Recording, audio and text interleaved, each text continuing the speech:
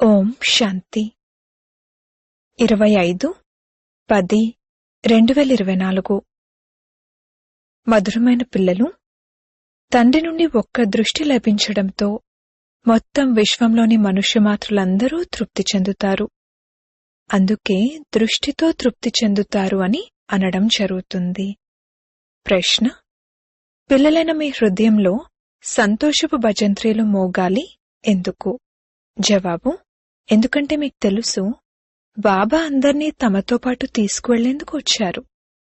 ఇప్పుడు మనం మన తండ్రితో పాటు ఇంటికి వెళ్తాము. హాహాకారాల తర్వాత జై జయకారాలు మోగనున్నాయి. తండ్రి ఇచ్చే ఒక్క దృష్టితో మొత్తం విశ్వమంతటికీ ముక్తి జీవన్ముక్తుల వారసత్వం లభించనున్నది. మొత్తం విశ్వమంతా తృప్తి చెందుతుంది. ఓం శాంతి. ఆత్మిక శివ్బాబా కూర్చుని తమ ఆత్మిక పిల్లలకు అర్థం చేయిస్తారు. మూడవ నేత్రం కూడా ఉంటుందనైతే మీకు తెలుసు. తండ్రికి తెలుసు, మొత్తం ప్రపంచంలోని ఆత్మలంతా ఎవరైతే ఉన్నారో వారందరికీ వారసత్వాన్ని ఇవ్వడానికి నేను వచ్చాను. తండ్రి హృదయంలోనైతే వారసత్వమే గుర్తుంటుంది. లౌకిక తండ్రి హృదయంలో కూడా వారసత్వమే గుర్తుంటుంది. కొడుకులకు వారసత్వాన్ని ఇస్తారు. కొడుకు లేకపోతే ఎవరికి ఇవ్వాలి అని తికమక పడుతూ ఉంటారు. అప్పుడిక దత్తత తీసుకుంటారు. ఇక్కడైతే తండ్రి కూర్చున్నారు. వీరికైతే మొత్తం ప్రపంచమంతటిలో ఏ ఆత్మలైతే ఉన్నారో వారందరి వైపుకు దృష్టి వెళ్తుంది. అందరికీ నేను వారసత్వాన్ని ఇవ్వాలి అని నాకు తెలుసు. ఇక్కడ కూర్చుని ఉన్నా కాని దృష్టి అయితే మొత్తం విశ్వమంతటిపైన మరియు మొత్తం విశ్వమంతటిలోని మనుష్యమాతృలపై ఉంది. ఎందుకంటే మొత్తం విశ్వమంతటినీ తృప్తిపరచవలసి ఉంటుంది. తండ్రి అర్థం చేయిస్తారు, ఇది పురుషోత్తమ సంగమయుగం. బాబా అందర్నీ శాంతిధామానికి సుఖధామానికి తీసుకువెళ్లడానికి వచ్చారని మీకు తెలుసు. అందరూ తృప్తి చెందనున్నారు. డ్రామా ప్లాన్ అనుసారంగా కల్పకల్పము తృప్తి చెందుతారు. తండ్రి పిల్లలందర్నీ గుర్తు చేస్తారు. దృష్టి అయితే వెళ్తుంది కదా. అందరూ చదువుకోరు. డ్రామా ప్లాన్ అనుసారంగా అందరూ తిరిగి వెళ్ళాలి. ఎందుకంటే నాటకం పూర్తవుతుంది. ఇంకాస్త ముందుకు వెళ్తే ఇప్పుడిక వినాశనం జరుగుతుంది అని స్వయమూ అర్థం చేసుకుంటారు. ఇప్పుడు కొత్త ప్రపంచ స్థాపన జరగనున్నది. ఎందుకంటే ఆత్మ ఎంతైనా చైతన్యమైంది కదా. కావున బుద్ధిలోకి వస్తుంది, ఇప్పుడు తండ్రి వచ్చి ఉన్నారు, స్వర్గస్థాపన జరుగుతుంది మరియు మేము శాంతిధామంలోకి వెళ్ళిపోతాము అని. అందరికీ గతి లభిస్తుంది కదా. ఇకపోతే మీకు మాత్రం సద్గతి లభిస్తుంది. ఇప్పుడు బాబా వచ్చి ఉన్నారు. మనం స్వర్గంలోకి వెళ్తాము. జై జయకారాలు మోగుతాయి. ఇప్పుడైతే ఎన్నో హాహాకారాలున్నాయి.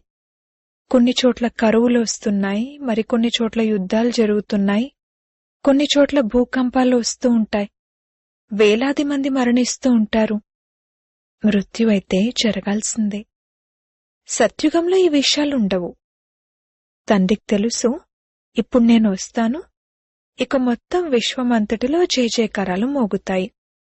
నేను భారత్లోకే వస్తాను. మొత్తం విశ్వంలో భారత్ ఒక ఊరు లాంటిది. బాబాకైతే అది ఊరులాంటిదే కదా. అందులో చాలా కొద్దిమంది మనుషులే ఉంటారు. సత్యుగంలో మొత్తం విశ్వమంతా ఒక చిన్న ఊరులాంటిదే. ఇప్పుడు ఎంతగా వృద్ధి జరిగింది. తండ్రి బుద్ధిలో అయితే అంతా ఉంది కదా. ఇప్పుడు ఈ శరీరం ద్వారా పిల్లలకు అర్థం చేయిస్తున్నారు. మీది కల్పకల్పము ఏ పురుషార్థమైతే జరుగుతుందో అదే పురుషార్థం ఇప్పుడు కూడా జరుగుతుంది. తండ్రి కూడా కల్పవృక్షానికి బీజరూపుడు. ఇది సాకార వృక్షం, పైన నిరాకార వృక్షం ఉంది. ఇది ఎలా తయారు చేయబడి ఉందో మీకు తెలుసు. ఈ వివేకం ఇంకే మనుషుల్లోనూ లేదు. వివేకహీనులకు మరియు వివేకవంతులకు మధ్యన తేడాను చూడండి. వివేకవంతులు స్వర్గంలో రాజ్యం చేసేవారు. దానిని సత్యఖండం స్వర్గం అంటారు. ఇప్పుడు పిల్లలైన మీకు లోపల చాలా సంతోషం ఉండాలి. బాబా వచ్చి ఉన్నారు. ఈ పాత ప్రపంచమైతే తప్పకుండా మారుతుంది. ఎంతెంతగా ఎవరెవరు పురుషార్థం చేస్తారో అంతటి పదవిని పొందుతారు. తండ్రి అయితే చదివిస్తున్నారు. మీ ఈ స్కూల్ అయితే చాలా వృద్ధి చెందుతూ ఉంటుంది. ఎంతోమంది తయారవుతారు. అందరికీ ఒకటే స్కూల్ ఉండదు కదా. అలా అయితే ఇంతమంది ఎక్కడుంటారు? ఇప్పుడు మనం సుఖధామంలోకి వెళ్తామని పిల్లలైన మీకు గుర్తుంది. ఎవరైనా విదేశాలకు వెళ్ళినప్పుడు 8-10 సంవత్సరాలు అక్కడ వెళ్ళుంటారు కదా. తర్వాత మళ్లీ భారత్లోకి వస్తారు. భారత్ అయితే పేద దేశం. విదేశాల్లో ఉండేవారికి ఇక్కడ సుఖం అనుభవం అవ్వదు. అలాగే పిల్లలైన మీకు కూడా ఇక్కడ సుఖం లేదు. మీకు తెలుసు, మేం చాలా ఉన్నతమైన చదువును చదువుతున్నాము. దీని ద్వారా మేము స్వర్గాధిపతులైన దేవతలుగా అవుతాము. అక్కడ ఎంతటి సుఖం ఉంటుంది. ఆ సుఖాన్ని అందరూ తలుచుకుంటారు. ఈ ఊరు కలియుగమైతే గుర్తు కూడా రాదు. ఇందులోనైతే అపారమైన దుఃఖముంది. ఈ రావణరాజ్యం పతిత ప్రపంచంలో ఈనాడు అపారమైన దుఃఖముంది. రేపు మళ్లీ అపారమైన సుఖం ఉంటుంది. మనం యోగ బలంతో అపారమైన సుఖం గల ప్రపంచాన్ని స్థాపన చేస్తున్నాము. ఇది రాజయోగం కదా. నేను మిమ్మల్ని రాజులకే రాజులుగా తయారు చేస్తాను అని తండ్రి స్వయంగా చెప్తున్నారు. కావున ఈ విధంగా తయారు చేసే టీచర్ను స్మృతి చేయాలి కదా. టీచర్ లేకుండా బ్యారిస్టర్, ఇంజనీర్ మొదలైన వారిగా అవ్వలేరు. ఇక్కడిది కొత్త విషయం. ఆత్మలు పరమాత్మైన తండ్రితో యోగాన్ని జోడించాలి. వారి నుండి ఎంతో కాలం దూరంగా ఉన్నారు. ఎంతో కాలం అంటే ఎంతకాలం? అది కూడా తండ్రి స్వయంగా అర్థం చేయిస్తూ ఉంటారు. మనుషులైతే లక్షల సంవత్సరాల ఆయువు అంటారు. తండ్రి అంటారు, అలా కాదు. ప్రతి 5,000 సంవత్సరాల తర్వాత మొట్టమొదట మీరెవరైతే విడిపోయారో మీరే వచ్చి తండ్రిని కలుసుకుంటారు. మీరే పురుషార్థం చేయాలి. మధురాతి మధురమైన పిల్లలకు ఎటువంటి కష్టమూ ఇవ్వరు. కేవలం స్వయాన్ని ఆత్మగా భావించండి అని చెప్తారు. జీవాత్మ కదా. ఆత్మ అవినాశి, జీవం వినాశి. ఆత్మ ఒక శరీరాన్ని వదిలి ఇంకొక శరీరాన్ని తీసుకుంటుంది. ఆత్మ ఎప్పుడూ పాతపడదు. ఇది అద్భుతం కదా. చదివించేవారు అద్భుతమైన వారే. చదువు కూడా అద్భుతమైనదే. ఎవరికీ గుర్తులేదు, మర్చిపోతారు. గత జన్మలో ఏం చదివేవారు అన్నది ఎవరికైనా గుర్తుందా? ఈ జన్మలో మీరు చదువుతారు. దీని రిజల్ట్ కొత్త ప్రపంచంలో లభిస్తుంది. ఇది కేవలం పిల్లలైన మీకు మాత్రమే తెలుసు. ఇప్పుడిది పురుషోత్తమ సంగమయుగమని, మనం కొత్త ప్రపంచంలోకి వెళ్లనున్నామని గుర్తుండాలి. ఇది గుర్తున్నా కూడా మీకు తండ్రి స్మృతి ఉంటుంది. స్మృతి కొరకు తండ్రి అనేక ఉపాయాలను తెలియచేస్తారు. వీరు తండ్రి కూడా, టీచర్ కూడా మరియు సద్గురు కూడా 3 రూపాల్లోనూ స్మృతి చేయండి. స్మృతి చేయడానికి ఎన్ని యుక్తులను ఇస్తున్నారు. కాని మాయ మరిపింపచేస్తుంది. ఏ తండ్రి అయితే కొత్త ప్రపంచాన్ని స్థాపన చేస్తారో ఆ తండ్రే చెప్తున్నారు, ఇది పురుషోత్తమ సంగమయుగం, ఇది గుర్తు చేసుకోండి అని. అయినా ఎందుకు గుర్తు చేయలేకపోతారు? స్మృతి కోసం యుక్తులు తెలియజేస్తారు. అలాగే మాయా చాలా శక్తివంతమైందని కూడా చెప్తారు. అది మిమ్మల్ని గడియ గడియ మరిపింపజేస్తుంది మరియు దేహాభిమానులుగా చేసేస్తుంది. అందుకే ఎంత వీలైతే అంతా స్మృతి చేస్తూ ఉండండి. లేస్తూ, కూర్చుంటూ, నడుస్తూ, తిరుగుతూ దేహానికి బదులుగా స్వయాన్ని దేహీగా భావించండి.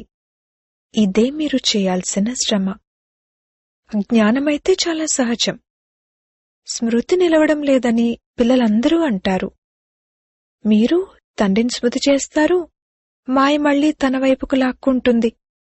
దీనిపైనే ఈ ఆట తయారైంది.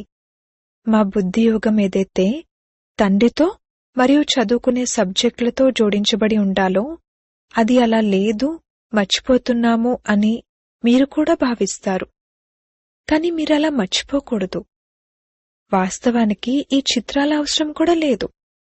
కాని చదివించే సమయంలో ఏదో ఒకటి ఎదురుగా ఉండాలి కదా. ఎన్ని చిత్రాలు తయారవుతూ ఉంటాయి. పాండవ గవర్నమెంట్ ప్లాన్ ఎలా ఉందో చూడండి. ఆ గవర్నమెంట్కు కూడా ప్లాన్ ఉంది. కొత్త ప్రపంచంలో కేవలం భారత్ మాత్రమే ఉండేదని, అది చాలా చిన్నగా ఉండేదని మీరు భావిస్తారు. మొత్తం భారత్ విశ్వానికి అధిపతిగా ఉండేది. ప్రతిదీ కొత్తగా ఉంటుంది. ప్రపంచమైతే ఒక్కటే, పాత్రధారులు కూడా వారే, చక్రం తిరుగుతూ ఉంటుంది. ఇన్ని క్షణాలు, ఇన్ని గంటలు, ఇన్ని రోజులు, ఇన్ని సంవత్సరాలు పూర్తయ్యాయి అని మీరు లెక్క పెడతారు. మళ్లీ చక్రం తిరుగుతూనే ఉంటుంది. ఇవాళ రేపు ఇవాళ రేపు అంటూ 5000 సంవత్సరాలు పూర్తయిపోయాయి. అన్ని దృశ్యాలు ఆటపాటల్లా గతించిపోతూ ఉంటాయి. ఇది ఎంత పెద్ద అనంతమైన వృక్షం. వృక్షంలోని ఆకుల్నైతే లెక్కపెట్టలేరు. ఇది వృక్షం. దీనికి పునాది దేవీదేవతా ధర్మం. దాన్నుండి 3 శాఖలు అనగా ధర్మాలు ముఖ్యంగా వెలువడ్డాయి. ఇకపోతే వృక్షంలోని ఆకులైతే ఎన్ని ఉన్నాయి. వాటిని లెక్కపెట్టగలిగేంత శక్తి ఎవరికీ లేదు. ఈ సమయంలో అన్ని ధర్మాల వృక్షాలు వృద్ధి చెందాయి. ఇది అనంతమైన పెద్ద వృక్షం. ఈ ధర్మాలన్నీ మళ్లీ ఉండవు. ఇప్పుడు మొత్తం వృక్షమంతా నిలబడి ఉంది. ఇకపోతే దాని కాండం లేదు. మర్రి వృక్షం యొక్క ఉదాహరణ చాలా యాక్యురేట్గా ఉంది. ఈ ఒక్కటి అద్భుతమైన వృక్షం. తండ్రి డ్రామాలో ఈ ఉదాహరణను అర్థం చేయించేందుకనే ఉంచారు. దీని కాండం లేదు. ఇది అర్థం చేసుకోవాల్సిన విషయం. తండ్రి మిమ్మల్ని ఎంత తెలివైన వారిగా తయారు చేశారు. ఇప్పుడు దేవతా ధర్మం యొక్క పునాది లేదు. పిండిలో ఉప్పంతా ఏవో కొన్ని గుర్తులు మాత్రమే ఉన్నాయి. చివర్లో ఈ గుర్తులు కొన్ని మిగిలి ఉన్నాయి. కావున పిల్లల బుద్ధిలోకి ఈ జ్ఞానమంతా రావాలి. తండ్రి బుద్ధిలో కూడా జ్ఞానం ఉంది కదా.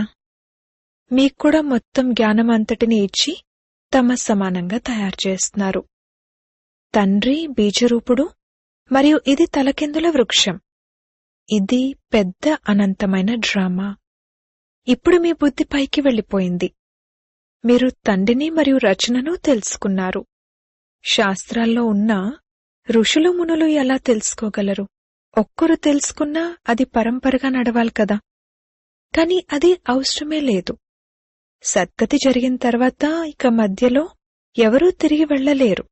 నాటకం పూర్తయ్యేలోపు పాత్రధారులందరూ ఇక్కడికి చేరుకోవాలి. అప్పటి వరకు తండ్రి ఇక్కడుంటారు. ఎప్పుడైతే అక్కడ పూర్తిగా ఖాళీ అయిపోతుందో అప్పుడిక శివబాబా ఊరేగింపు వెళ్తుంది. ముందు నుండే వెళ్ళక్కడ కూర్చోరు. కావున తండ్రి కూర్చుని మొత్తం జ్ఞానమంతటినీ ఇస్తారు. ఈ ప్రపంచపు చక్రం ఎలా రిపీట్ అవుతూ ఉంది. సత్యుగం, త్రేత, ద్వాపర కలియుగాలు, ఆ తర్వాత సంగమం ఉంటుంది. గాయనం ఉంది కాని సంగమయుగం అనేది ఎప్పుడు ఉంటుంది అన్నది ఎవరికీ తెలియదు. 4 యుగాలున్నాయి అని పిల్లలను మీరు అర్థం చేసుకున్నారు. ఇది లీప్ యుగం. దీనిని చిన్న యుగమని కూడా అంటారు. శ్రీకృష్ణుని కూడా చిన్నగానే చూపిస్తారు. ఇది జ్ఞానం.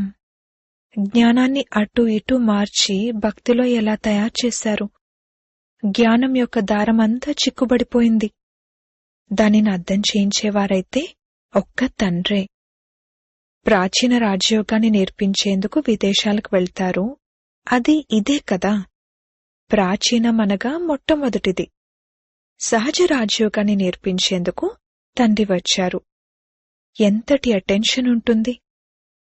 స్వర్గస్థాపన జరగాలి అని మీరు కూడా అటెన్షన్ పెడతారు. ఆత్మకు స్మృతైతే వస్తుంది కదా. తండ్రి అంటారు, ఈ జ్ఞానాన్నేదైతే నేనిప్పుడు మీకిస్తున్నాను, దీనిని మళ్లీ నేనే వచ్చి ఇస్తాను. ఇది కొత్త ప్రపంచం కోసం కొత్త జ్ఞానం. ఈ జ్ఞానం బుద్ధిలో ఉన్నట్లయితే సంతోషం ఎంతో ఉంటుంది. ఇంకా కొద్ది సమయమే ఉంది. ఇప్పుడిక్క వెళ్ళాలి. ఒకవైపు సంతోషం కలుగుతుంది. మళ్లీ ఇంకొక వైపు అరే, ఇటువంటి మధురమైన తండ్రిని మనం మళ్లీ కల్పం తర్వాతే చూస్తాము అని ఫీలింగ్ కూడా కలుగుతుంది. తండ్రే పిల్లలకింతటి సుఖాన్ని ఇస్తారు కదా. తండ్రి శాంతిధామానికి సుఖధామానికి తీసుకువెళ్లేందుకే వస్తారు. మీరు శాంతిధామాన్ని సుఖధామాన్ని స్మృతి చేసినట్లయితే తండ్రి కూడా గుర్తుకొస్తారు. ఈ దుఃఖధామాన్ని మర్చిపోండి. అనంతమైన తండ్రి అనంతమైన విషయాన్ని వినిపిస్తారు. పాత ప్రపంచం నుండి మీ మమకారం తొలగిపోతూ ఉన్నట్లయితే సంతోషం కూడా కలుగుతుంది. ఫలితంగా మీరు సుఖధామానికి వెళ్తారు. సతోప్రధానులుగా అవుతూ ఉంటారు. కల్పకల్పము ఎవరైతే అయ్యారో వారే అవుతారు మరియు వారికే సంతోషం కలుగుతుంది. ఇక ఈ పాత శరీరాన్ని వదిలేస్తారు. మళ్లీ కొత్త శరీరాన్ని తీసుకుని సతోప్రధాన ప్రపంచంలోకి వస్తారు. ఈ జ్ఞానం అంతమైపోతుంది. విషయాలైతే చాలా సహజమైనవి. రాత్రివేళ పడుకునే సమయంలో ఇలా స్మరిస్తూ ఉన్నా సరే మేమిలా తయారవుతున్నాము అన్న సంతోషం కలుగుతుంది. రోజంతట్లో నేను ఎటువంటి ఆసురీ పని చేయలేదు కదా, పంచవికారాల్లో ఏ వికారమూ నన్ను విసిగించలేదు కదా, లోభమైతే రాలేదు కదా అని తమను తాము చెక్ చేసుకోవాలి. అచ్చా, మధురాతి మధురమైన సిక్కిలది పిల్లలకు మాతా పితా బాప్దాదాల ప్రియ స్మృతులు మరియు గుడ్ మార్నింగ్. ఆత్మిక పిల్లలకు ఆత్మిక తండ్రి నమస్తే. ధారణ కొరకు ముఖ్య సారము.